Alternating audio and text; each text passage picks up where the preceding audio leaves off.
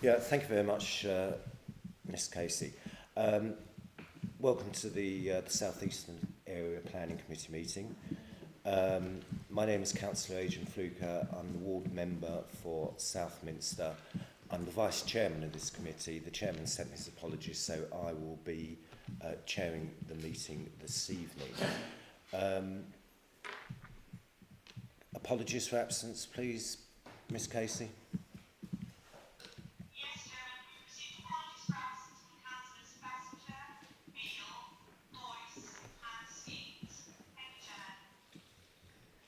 And if I can just add Councillor Dewick, if you didn't say it.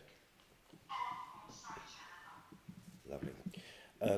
Okay, members, agenda item 3, minutes of the last meeting. Can we agree those? Agree, Chairman. Thank you very much. Disclosures of interest, members. I'm afraid I haven't got an agenda and I haven't got connection to the internet. So, thank you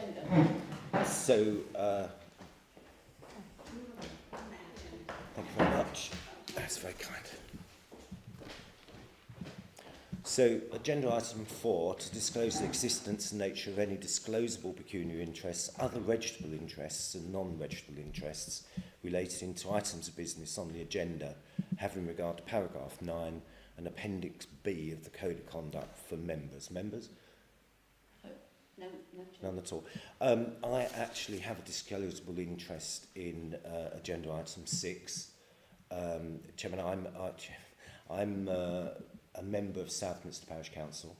So what I can do under the new Code of Conduct, I can speak and then leave the meeting. So I shall be doing that. But that leaves us in a difficult position because obviously we are going to have to appoint a chairman for that part of the meeting. So, Ms Casey, what I'd like to do, whilst we're talking about this now, I'd like to go through that process.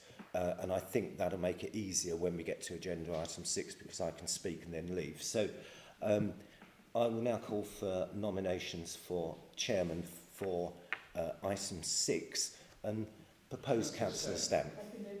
Right, okay, so Councillor Stamp is now going to deal with item 6. So we'll go to item 5. As it's on the agenda, I'll just let everybody know what happened. That was inadvertently put onto the agenda of this meeting, and of course it should have been on North West. So we'll now go to agenda item 6, King George V playing field. So I'd ask Mr Doe to do his presentation. Thank you very much. Thank you, Chair. I will be referring to the slides on the screen behind me. Item 6 is for a community building, a sports clubhouse, a community hub. I would describe it as a village hall and a sports facility, but it's something a bit bigger than that. It's something for Southminster. I'll show you the details in due course. In terms of the setting of the site, there's one or two things which I will point out. This is the block plan. Perhaps before I go to that, I will refer to the wider scale map. I don't know if you can see my cursor moving about on the screen there, but I would point out that the site is as marked in red. As you'll see from the map, there is an access on the southern side of High Street. Those of you that know the access know that it's quite a poor access, but it's in a conservation area. It's been there. There's no scope to improve it. With regard to the access, apologies, Chair, but I don't want to stray off course here. But before I forget, since the members' update, the consultation response from Essex County Council Highways has now been received, and in essence, it says, on balance, therefore, from a highway and transportation perspective, the impact of the proposal is acceptable to the Highway Authority. So we've got the access there. There's a bowling green here where the cursor is moving around to the northeast of the position of the proposed building. Some tennis courts, 3 tennis courts to the south of the bowling green. There's some residential development over to the northeast of Tattershall's Chase. A primary school to the west there. An open field to the south of that. Other residential development is Vicarage Court over to the west. There is a site of special scientific interest to the south, just off the map being displayed. And finally, with regard to this map, I'd just like to point out that the settlement boundary runs to the south of the houses along Tattershall's Close and then goes east-west where the building would be positioned. The proposed building is just outside the settlement boundary. Moving to the block plan,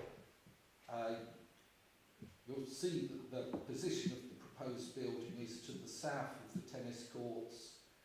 The settlement boundary follows the fence, the southernmost fence of the tennis courts. The building would be, where the cursor is moving, it would be on the position of a multi-use games area.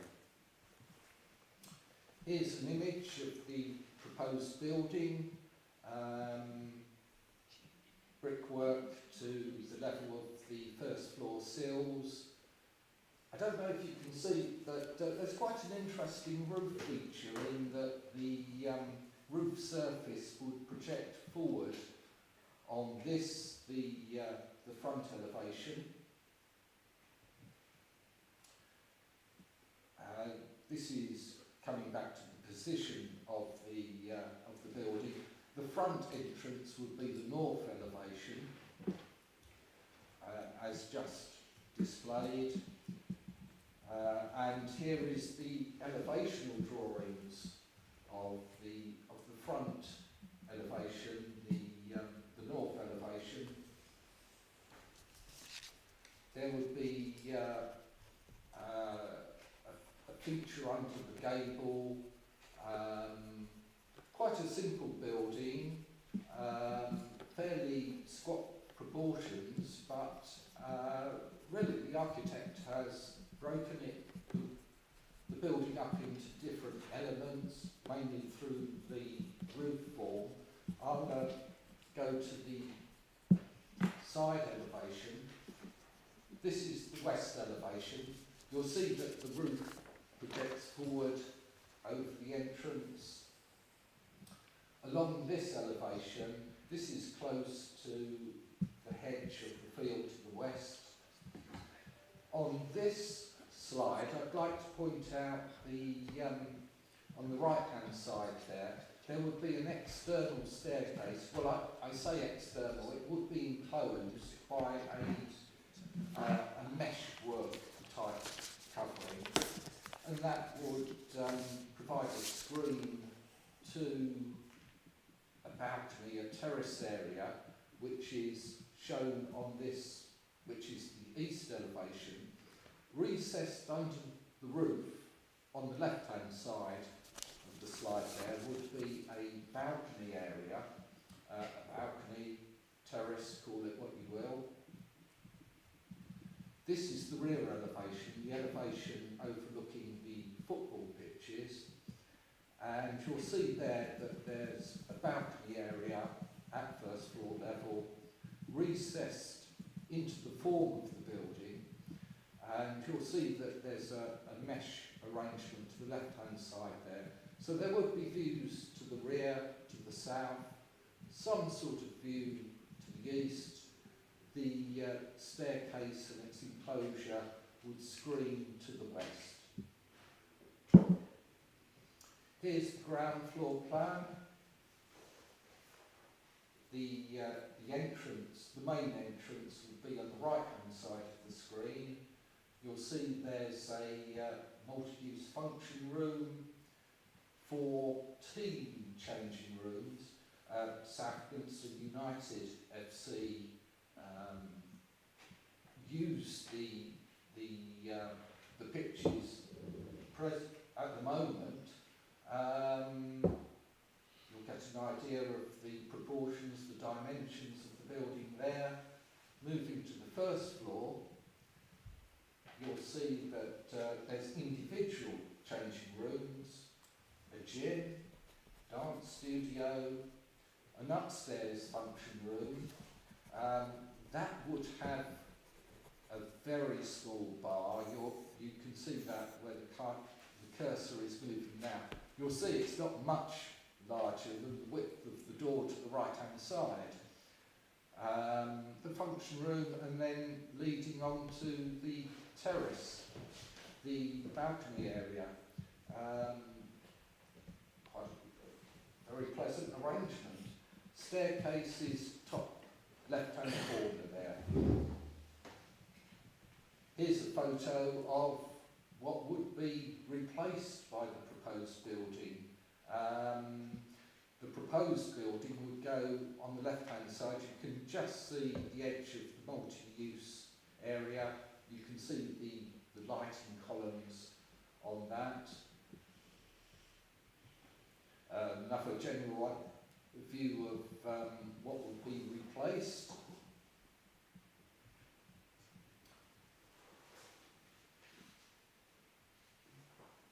And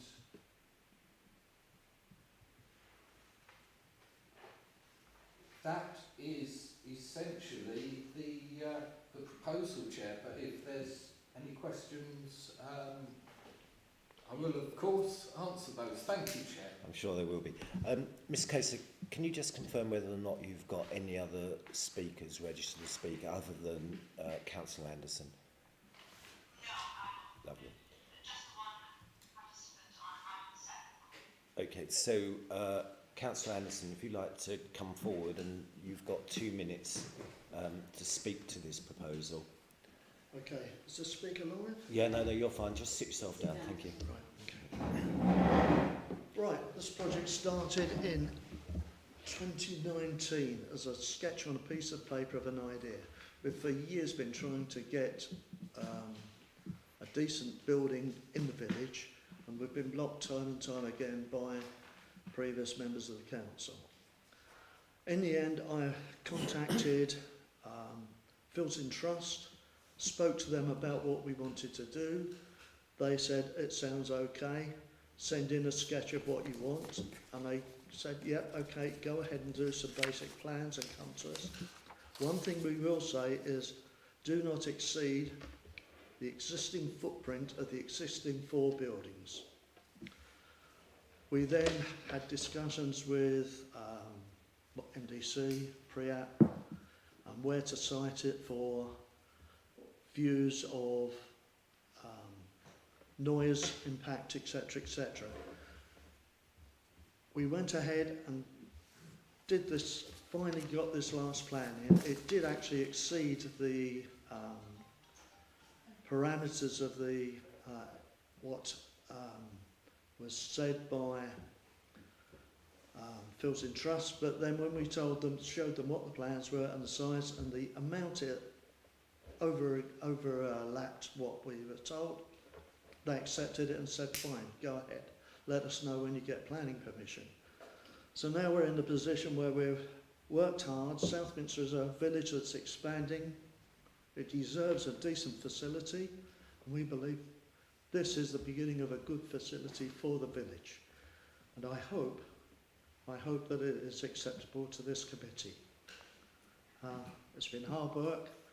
Harder work comes now if we do get planning with funding. So that's it, I think. Thank you. Thank you very much, Councillor Anderson. Bang on Thank you. and no notes, so that's be commended. All I would like to add to that is that there was some question about access, which I believe now has been dealt with, and I would ask members to look at paragraph 3.2.1, and I hope members that you will see fit to support this, and not least of all is the existing facilities on the field are very heavily used, they're very dilapidated, and they definitely need replacing to bring them up to speed. Councillor Stamp, I've not put the recommendation, and I'll leave that up to you, so I'll now vacate and leave the room.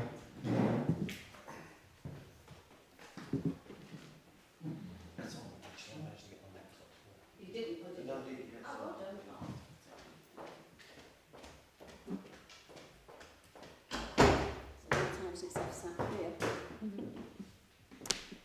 Oh, God. Can you move that something? Sorry, I don't want to touch. Thank you so much.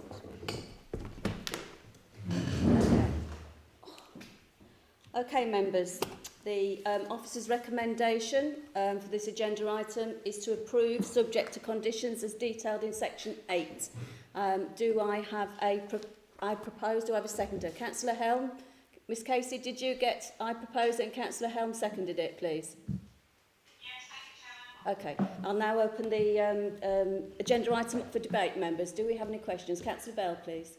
Yeah, thank you, Madam Chair. Looking at it, it's not the most beautiful thing you will ever see, but as Walter Gropius, founder of the Bauhaus, said, form follows function. It's a sports centre. It does what it says on the tin. And I think we can all see, and I think some of us have, are very familiar with the current facilities. And I can't see this doing anything other than adding to the facilities in Southminster, and Councillor Fluker and Councillor Anderson are right. Southminster is a growing village. It deserves a decent facility.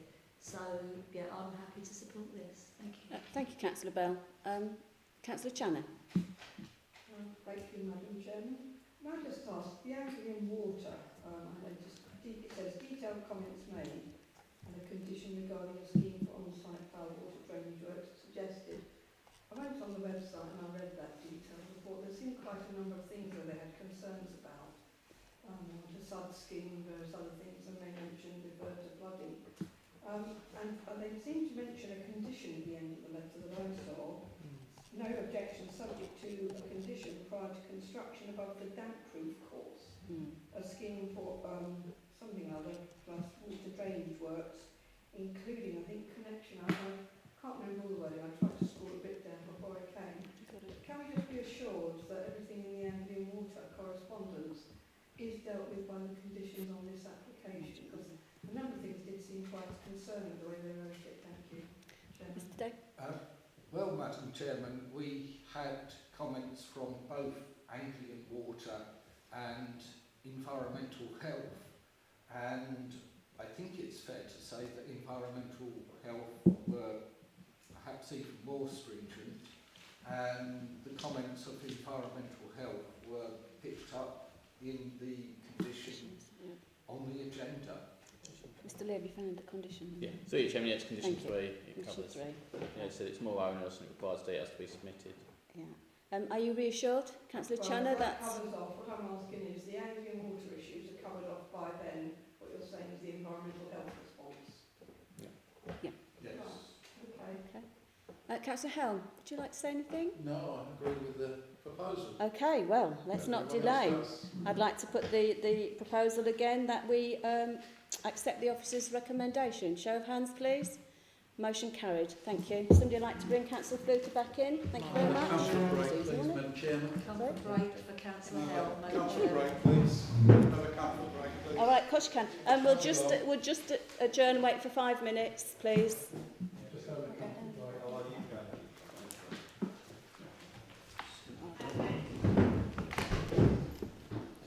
Adrian, do you still want my agenda or are you okay? No, I'm fine now. You use one of those little calm buttons or something. And Oh, it worked, did it? it's got 3 things on Oh, one. didn't touch it. Yeah, no, it's all working.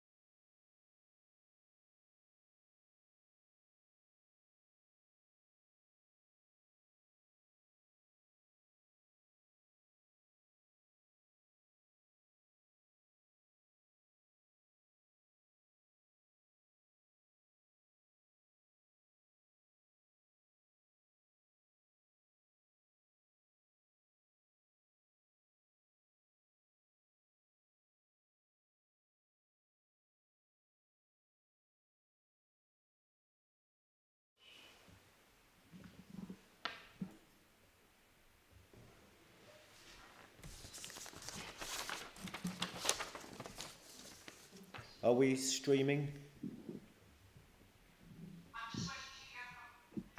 Yes, it's back on. I just had a message. There you go. So we're now going to go to agenda item 7, which is application number 22008964, Homelands, Southminster Road, Asheldham, CM07DZ. Miss Matthews, over to you. Okay, Chairman, good evening members. This is an application for the erection of a 4-bedroom bungalow, detached garage and new big access as part of Homelands, Southminster Road, Asheldham. This plan shows the location of the site at the corner on the bend of Southminster Road. The existing house, Homelands, is there on the west. Before I go carry on, I just draw members' attention to the update that was being circulated before the meeting, which includes consultation and responses from Burnham Town Council and Essex County Council. Asheldham. So, sorry, through the chairman, please. It's Asheldham and Dengie. Thank you. Asheldham,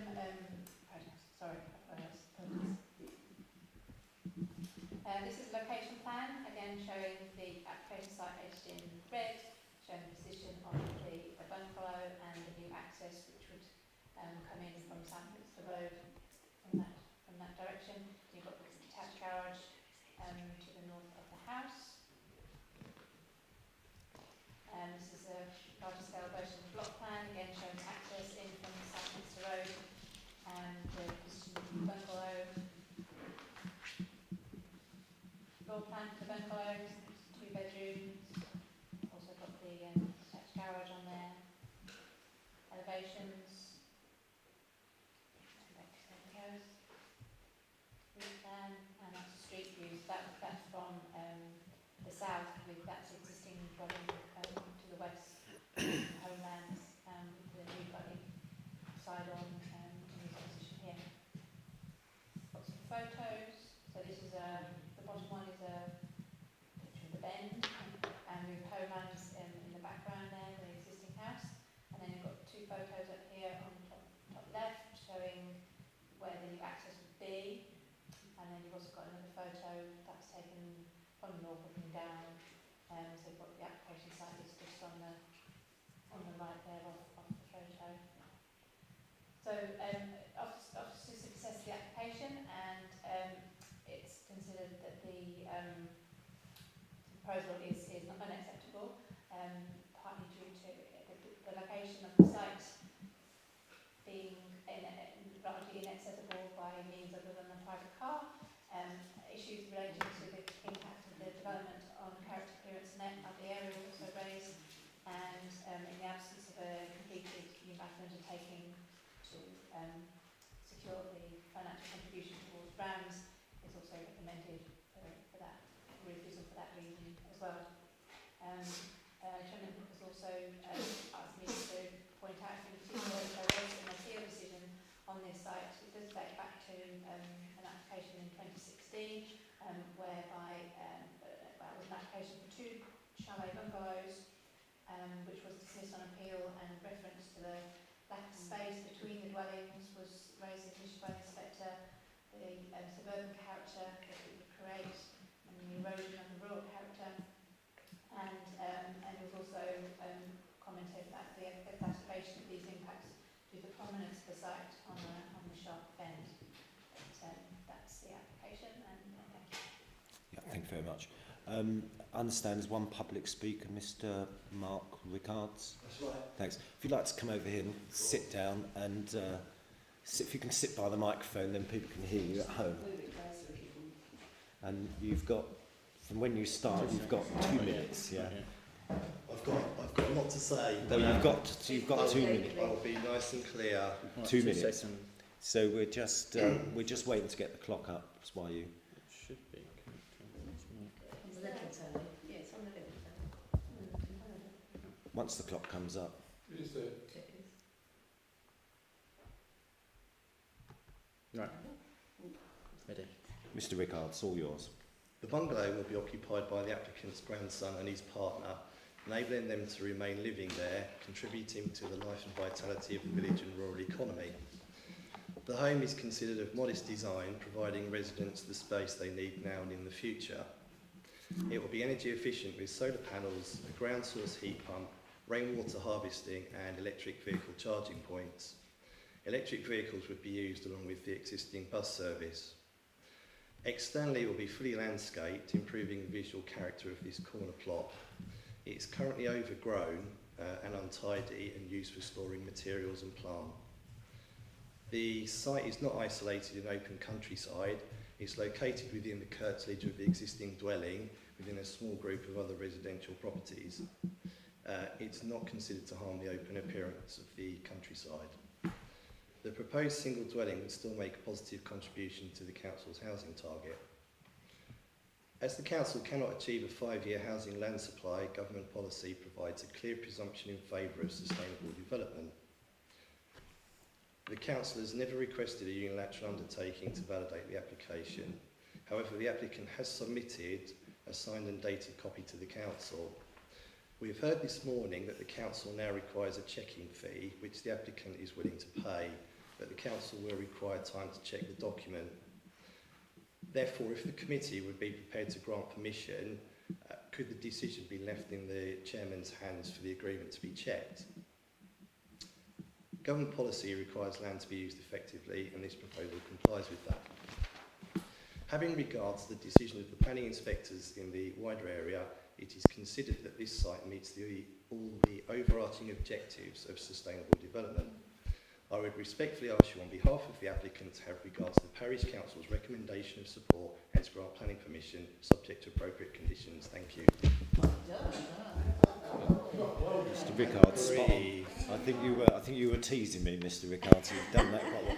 So if you'd like to go back to the public gallery, that would be great. Thank you.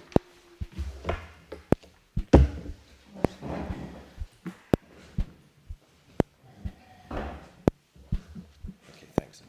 So, members, the officer's recommendation is to refuse this application. Is that seconded? That's seconded by Councillor Channer. Before I go to members, there's a few questions I'd like to ask the officer. I understand the comments that you've made about Asheldham, but I think we have to accept based on recent appeals, and when I say recent appeals, I mean going all the way back probably 4 years, when a planning inspector said quite clearly that Asheldham was a sustainable location. And since then we've had lots of properties built in Asheldham. So could you just clarify your thinking around why this isn't a sustainable location? And I agree with what the applicant agent said. There is a bus service there, which actually is more frequent now than it ever has been, the D4. Thank you, Chairman.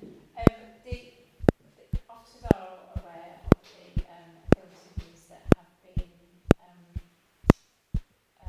issued recently.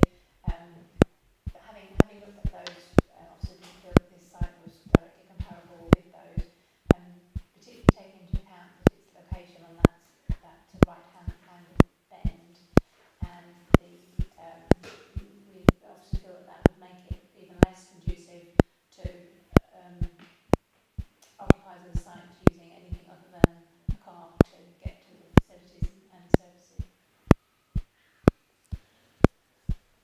Okay, but I think we do have to accept that there's an awful lot of properties being built since the appeal that said that Asheldham is a sustainable location. So I sort of hear what you're saying, but you know this has been going on for a number of years. And before I throw it open, the reason why I mentioned this previous appeal, do you have the copy of the planning application that was relevant to that appeal? Sorry, do I have a drawing? Do you have a drawing of it? I don't have one on as part of the presentation, but the houses were, there's reference in the appeal decision to the Homelands being more centrally located in the site. So there was one chalet bungalow here and one chalet bungalow here that were about 10 metres apart. Yeah, so that's all I've got in terms of a verbal description of it in terms of comparison. So obviously you stand by your conclusion at 3.2.1 where it says the impact of the proposed on the character or the appearance of the area, which was I think what the appeal inspector said. Yes, the two dwellings, the Homelands and the new dwelling, are the similar part as the two dwellings that were refused on appeal, and their proximity was an issue and one of the reasons why the appeal was dismissed. Was, as mentioned in the presentation, reference was made to the prominence of the site on the sharp bend. This bungalow is proposed in an even more prominent location because it's closer to the bend than either of the two houses that were dismissed at appeal. And equally applicable are the comments that the inspector made in terms of eroding the rural character and creating a more suburban character. It is mentioned in the report, but you can just see by looking at this that the majority of the dwellings in around this bend are very valuable dwellings, but they're also in quite substantial plots, and the size of this plot in comparison to those is significantly less. I acknowledge there are properties, more terrace properties further up here around the next bend, but if you look at the immediate vicinity of this application site, then it is clearly significantly smaller, which obviously limits the ability to screen the site and make it fit in with its rural surroundings. Okay, I think before I hand it over to members, Mr. Lee. Do, Chairman. Just in relation to your first point about accessibility, I just want to highlight sections 5.2.12.2 and 3 within the officer's report, because I think they are important and they do talk directly to the points you raised. And the second paragraph that I highlighted actually talks about a relatively recent appeal in 2019 at the Wheatsheaf farm, but whereas to a certain extent the officer's report explains a relatively neutral comment on about accessibility, but also what it did highlights is that there was actually very limited information from the inspector when determining this appeal, and I'm sure members have noted, you know, the level of information officers are providing now in relation to accessibility, in relation to bus, footpaths, etc., is much greater than it was historically, and the officer's report quite clearly explains the level and frequency of public transport, and you know, including that, you know, some of the buses are actually just school buses. There's, you know, some of the buses don't actually run at weekends, etc. So the actual availability of buses for day-to-day use outside of potentially core hours and Monday to Friday is very limited, and also in relation to the specific location of this site on the bend and how this would actually make it less attractive to pedestrians and footpaths. So I just thought, in relation to the point you raised earlier, I would like to highlight those two sections within the officer's report that talks to that in specifically. Members, you're going to have to indulge me again. I mean, Wheatsheaf Farm, if my memory serves me right, is right at the bottom of Rush's Lane. Give us a nod, somebody, if I'm right. And it must be a mile to the north. And I understand why that's not sustainable, because it's nowhere near the main road. And I think as far as buses are concerned, my understanding is the D4 runs, I think, every hour and 15 minutes, 6 or 7 times a day. So I think the sustainability side of this is perhaps not what the offer maybe understands it to be based on what's actually going on the ground. But anyway, I'll give way now. Members, Councillor Stack.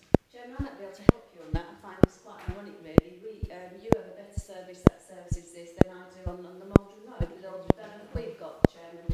So I do sympathise actually with the applicant view and sustainability. And before Mr Lee jumps in and says we have to assess everything on its individuality, councillor's stamp, I actually do not agree with the officer's recommendation. I do not think it is doing the harm, and I can see that greater harm could be done in other areas, to be honest with you. And not everybody wants a smaller bungalow or a bungalow and a big plot. I think one size doesn't fit all, Chairman, and I think if it is suitable for the residents, I do not share the officer's recommendation. I don't have a planning reason, I just don't think I agree with the officers on this one, Chairman, so I reserve my right to come back later further on in the debate. I don't accept it on sustainability. We've been around the houses on sustainability for many, many times at this committee, and Councillor Jewick is really good at using challenging sustainability. He's always done it about what's sustainable where we live. Chairman, Bradwell, we've all been there and heard the argument. So, sorry officers, I don't actually support your recommendations on this one, Chair. And I'm not going to propose yet. I'm going to listen. Well, we have a proposal on the table anyway, but you know, if you are thinking of supporting this, you will have to come up with planning reason. But yeah, I think the sustainability one. I mean, the D4 now runs regularly. You know, it connects everything up. Councillor Bell. Mr Chairman, I'm looking at the appeal that was granted in 2015 for bungalow, excuse me, in Asheldham, where the inspector clearly said that he didn't feel that the transport concerns were an issue, and I understand from you, Mr Chairman, that transport is now better, the bus service is better, and he concluded that... Sorry, Councillor Bell, just for the benefit of everybody, can you just tell us which appeal you're looking at? Or can you tell us the address? It's on the newsletter, and it just says appeal case allowed for bungalow in Asheldham. Is it not referenced? It doesn't bear with me if I can... Do, Chairman, I'd say obviously I would, you know, members, I would never encourage anyone to be reading things off of the internet without giving officers advance warning to be able to comment. You know, we should be given very limited weight in an open debate, is what I would just say.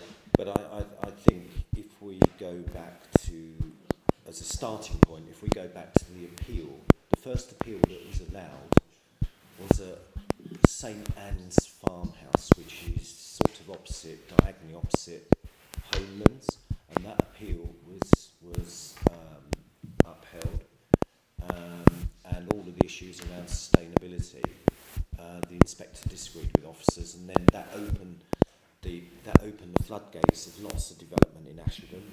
I think at the last count that I think that Mr Cousins did, I think there were 12 properties, including the chairman of the council's property as well in Asheldham. You know, just to highlight the fact what's gone on. And these have all been, I think all of these, without exception, have been approved by officers without coming to committee. But that is obviously on sustainability grounds. But there is another aspect to the refusal, which is all to do with the impact on the character of the area, which is where the inspector leaned to last time. So I don't know if you want to come back. Through Chairman, yeah, 2 points. One, in relation to the point about officers under delegated authority approving dwellings, we would only be able to do it within the 7 boundary, outside the 7 boundary. If it's departure, they would have to come to committee, so that can't be accurate, unless there was a principle already accepted on site. And yes, I would obviously, as always, you know, if members do disagree with a single reason for refusal, it doesn't mean we have to throw the baby out with the bathwater. Obviously, one reason can fall away, and it can still be refused on the other, as I always highlight. Thank you, Chairman. Okay, I think that. Okay, so Councillor Chandler, sorry. Thank you, Chairman. Well, on my internet, it's actually put in appeal decisions, and actually it does bring up the number you've got here, which is to do with this particular. I think it's called bungalow at one time, or land adjacent to it, and it's 160331, and that appeal was dismissed in 2017. That appeared to be for 2 chalet style houses and carport reviews, taking that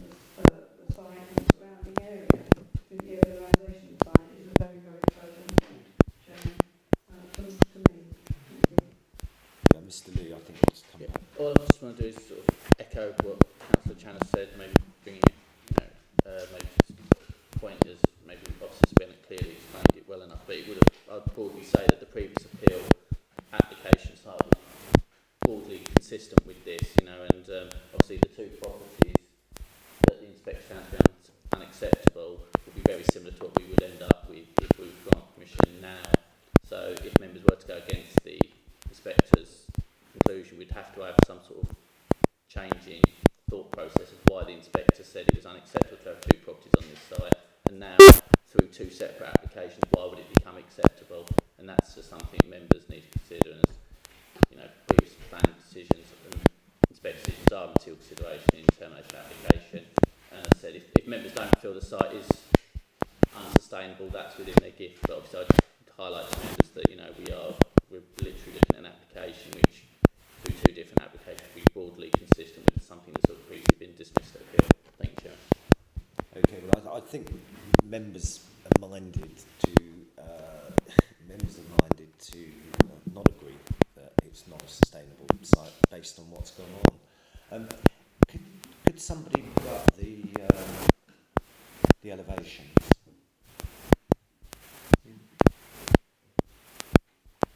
That's all we've got. So There's a street scene. so quite a high profile on the roof. Okay, so it's quite a tall building in relation to what one would expect as a bungalow.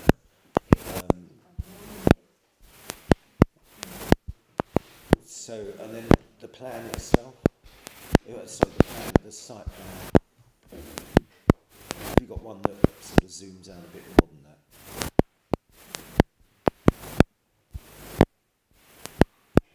I mean, interestingly, I think where it says pump house disused, a property's actually been granted planning permission there. It's actually in view at the moment. So I think that gives weight to the fact that it's a sustainable location. Councillor Helen. Thank you, Mr. Chairman. Looking at the reason for refusal, and Asheldham is described as an other village, which is totally wrong. It should be described as Asheldham, surely. And I'm all in favour of young people staying in the village, because Romshire should have to move out. My son's had to move to Colchester, mother's son's gone to Gallywood, and that is completely wrong. We have a bus service that goes past there. We have deliveries from all the supermarkets to go out there, so you don't really use a car. The only time you need to use a car is to go to the doctors or the dentist. Everything else is provided, just pick up the phone, and you've got everything there. So I feel it's very sustainable. That's my personal view.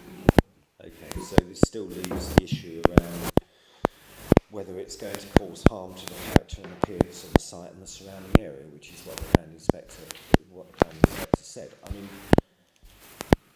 there's no question of doubt. Anybody that drives past that corner, as much as I do, it needs tidying up. It needs something in there. But whatever we allow there, it's got to accord with what the planning inspectors previously said, or we've got to be satisfied this is completely different to what the building looked like that was refused by the inspector on appeal. And I think that it would be really useful to have seen that. But I think, Councillor Bell, you want to come back? I just wanted to ask Mr. Chair, through you, if we could have the photos of the site again, please. The bend. It's not a great indictment of Asheldham, that's for sure. Really, is it?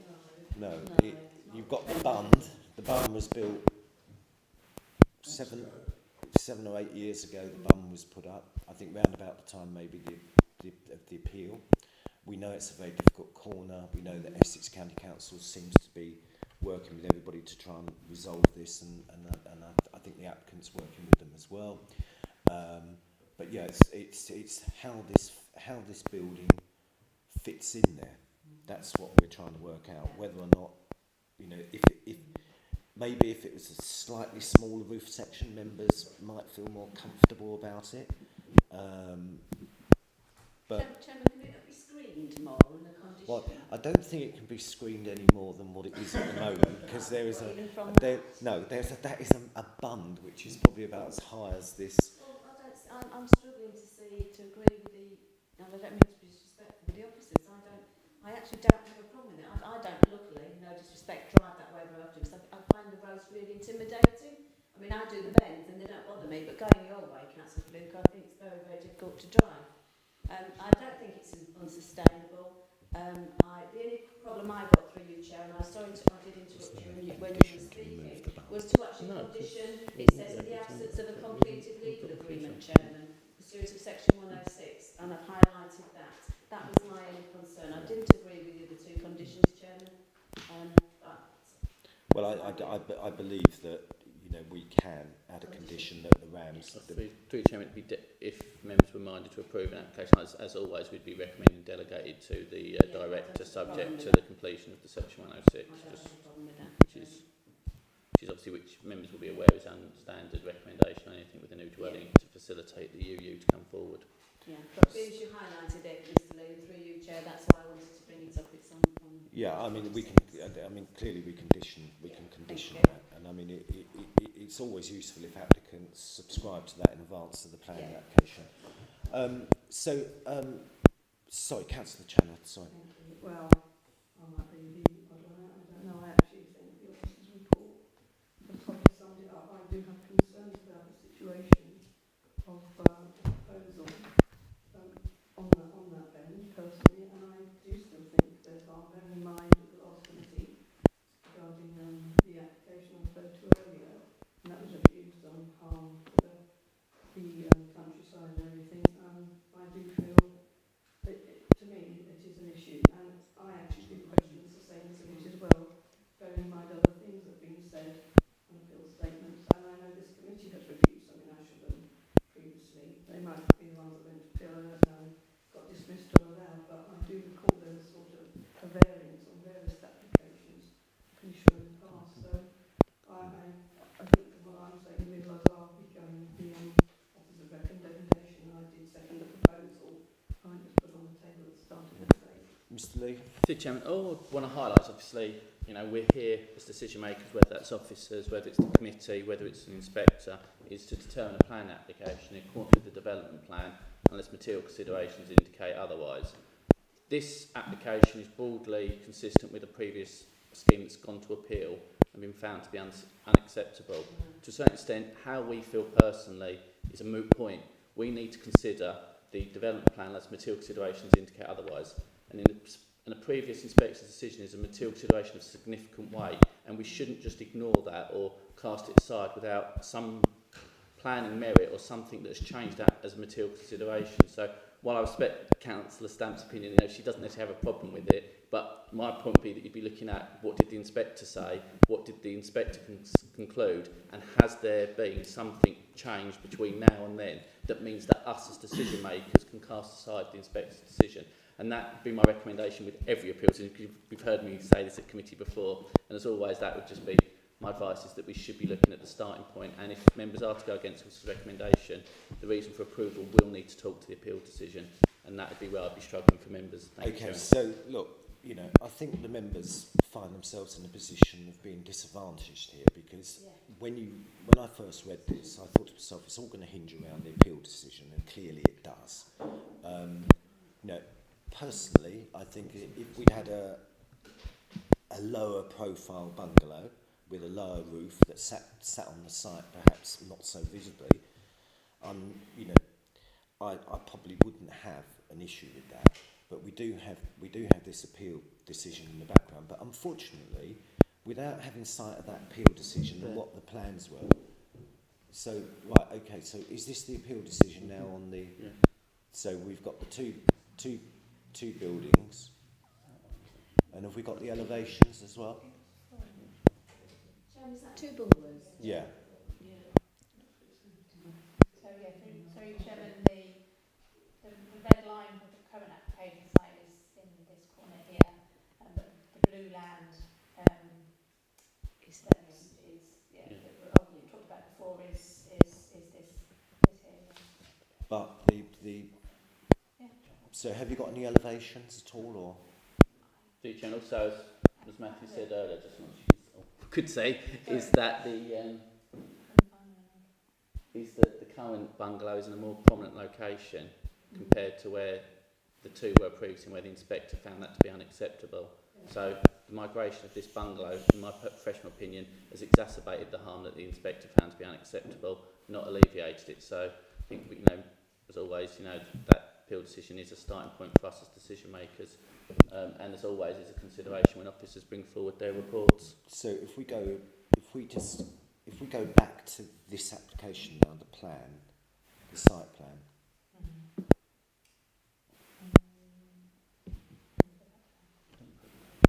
The presentation. Sorry, the presentation.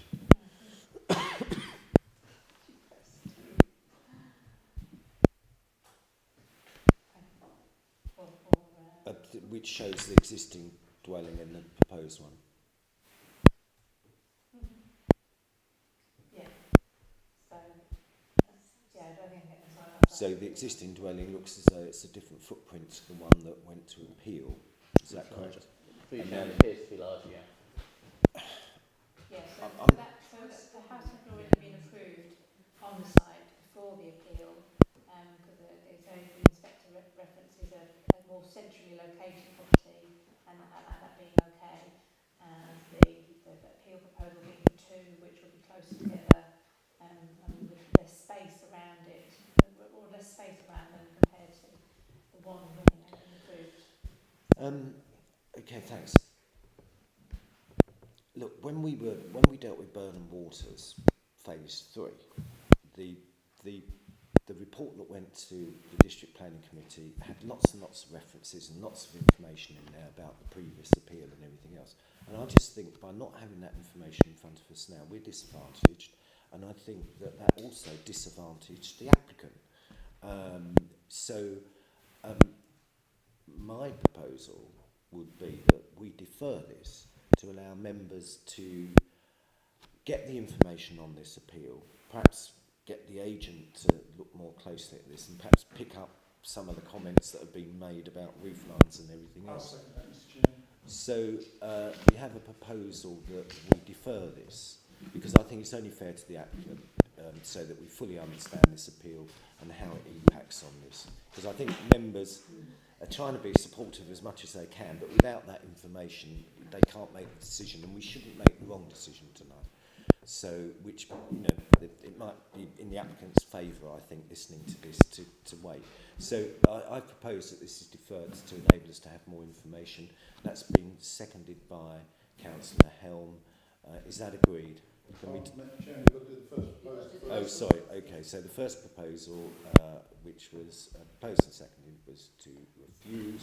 Those in favour? 1. And yeah, of course, yeah. So Councillor Channer, please, voted against. And I now put my proposal, which is to defer this application to allow further information to come forward in relation to the appeal, so that we can make a properly informed decision, which I think would be best for everybody. Agreed. Is that agreed? Mr. Chairman, for the completeness of procedure, should we not vote on against the proposal? Well, yeah, okay then. If everyone abstained, in theory, it would have been carried. Well, my understanding is that one person voted, and that would put it to bed. And I think that office. How do you feel about that, Mr. Lee?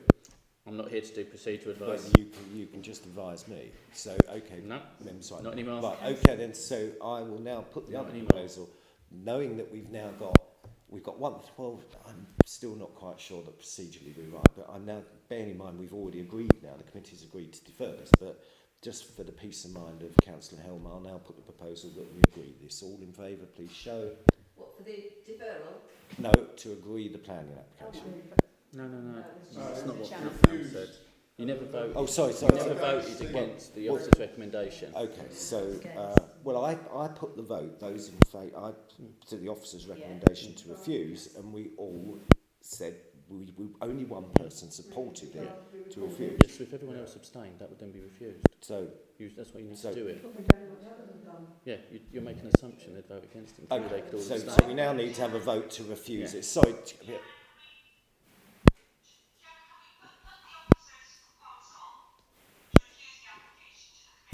Well, we've done that. Start again. Well, Right, so, Madam Clerk, I put the officer's recommendation, which I proposed right at the beginning of the debate, of which Councillor Channer seconded, and the result of that was 1 in favour and everybody else abstained. No, I mean, I've got to ask. So okay then. If everyone abstained, then that was refused. That was refused. Oh, I see what you mean. Yeah, I see what you mean. So we've actually refused it. Yeah, we voted. You haven't asked the answer. No, I'm not here to give. I'm not here to give advice to process. Bernard, we're Miss Casey. We're so well. Okay, the planning application. Well, okay, the planning application has therefore been refused on the vote. Right. No. And then, so the planning application has been refused. I am not sure now whether or not I can come back now and say it's going to be deferred, because I actually think now that's why I wanted to put the deferral first. Councillor Helm, give me some. I don't think we can now because it's been refused. One vote. If we had a vote, If those in agreement with that recommendation, which was me, I put my hand up for the refusal and said record that, please. But no one then, it was never asked again, so it's taken it with abstentions, and the point is now, so nothing else matters. Well, it doesn't matter. I think, Councillor Channer, I think based on what you said, nobody else voted and it's been refused. So we've unfortunately lost that opportunity, even though I made a proposal that we were going to defer this. So I'm afraid we are where we are. Your proposal was first, or the other proposal? Well, I put my proposal. That's right, and I seconded it. What, to refuse? To refuse at the start of the debate. Well, it was properly proposed and properly seconded, and upon the vote being taken, the refusal was upheld by the committee. That's because Councillor Channer voted. Oh, hang on, Listen, it's all got to give advice. sorry, No, I've had a formal. Not from me. Don't know. Sorry, sorry, it's...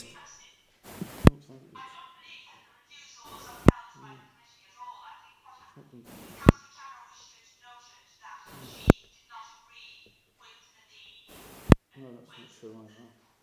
no,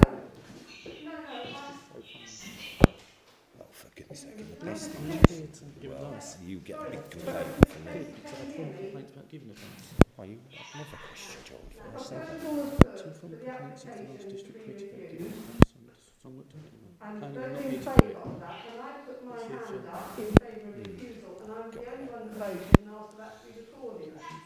That's it. There was no other. Right, okay. Listen, I think probably, thinking this through my mind, I think that we've had that vote, and I think that now it would be remiss of me not to put it to the committee,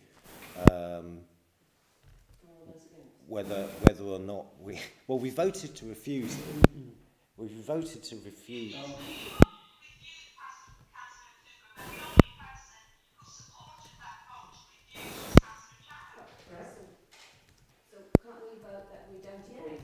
Right, is that it? Right. Look, okay, so I think the question I need to put now is we put the vote, and I think that Councillor Channer voted to refuse it, and then what I'm going to say now is, do we agree to refuse it? It's all those against, Yeah, so all those against, right? So that now negates that, which now brings me back to my recommendation that I seem to have put a long time ago, that we defer it to allow us to have more information on the appeal so that we can reconsider it with the correct amount of information. Agreed, Chairman. Is that agreed? That's... No, my vote against that recording, please. So that's agreed by the committee, but Councillor Channer has voted against doing that. So, I voted for refusal, so I'm not going to now... no, well, so right, so that now, clear as mud, that's now been deferred, and I hope that based on what I said before, I hope the applicant listens to what's been said and perhaps takes a steer, and hopefully we can move this forward to a satisfactory conclusion for everybody at our next meeting. So, right, so any other business? There is no any other business, so I'll close the meeting at 8:34. Thank you.